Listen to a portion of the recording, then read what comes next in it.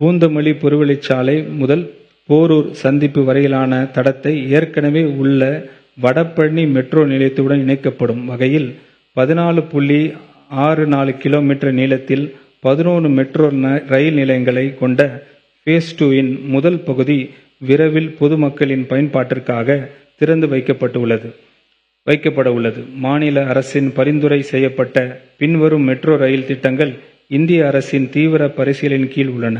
சென்னை விமான நிலையம் முதல் கிளம்பாக்கம் வரை, ஆவடி வழியாக கோயம்பேடு முதல் பட்டாபிராம் வரை, ஸ்ரீபெரும்புத்தூர் வழியாக பூந்தமல்லி முதல் சுங்காச்சத்திரம் வரை. மேலே குறிப்பிட்டுள்ள கூடுதல் மெட்ரோ ரயில் திட்டங்களை இந்திய அரசு ஸ்பீடி அப்ரூவல் வழங்குவதற்கான தேவையை அனைத்து நடவடிக்கையும் துறையால் மேற்கொள்ளப்பட்டு வருகிறது.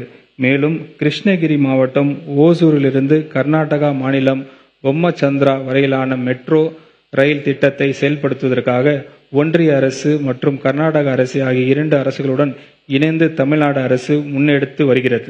போக்குவரத்து. தமிழ்நாடு மாநில போக்குவரத்து கழகங்களில் வாகன தொகுப்பை நவீனமயமாக்க வேண்டியதன் அவசியத்தை இந்த அரசு நன்கு உணர்ந்துள்ளது.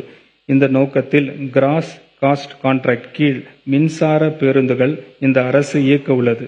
நடப்பு நிதி ஆண்டில் சென்னை மாநகர போக்குவரத்து கழகத்திற்கு குளிர்சாதன வசதிகளை கொண்ட 1000 புதிய மின்சார பேருந்துகள் கொள்முதல் செய்யப்படும். பேருந்து பணிமனைகளில் மின்சார பேருந்துகளுக்கான மின்சாரம் மற்றும் இயந்திரவியல் சார்ந்த வசதிகளை ஏற்படுத்துவதற்காக திருத்த வரவு செலவு திட்ட மதிப்பீடுகளில் 500 கோடி ரூபாய் நிதி ஒதுக்கீடு செய்யப்படுகிறது.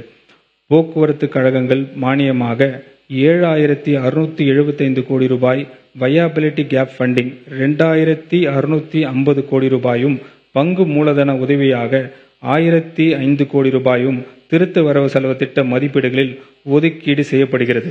இந்த திருத்த வரவு செலவு திட்ட மதிப்பீடுகளில் போக்குவரத்து துறைக்கு 13,561 கோடி ரூபாய் ஒதுக்கீடு செய்யப்படுகிறது. மெட்ரோ ரயில் திட்டங்கள்.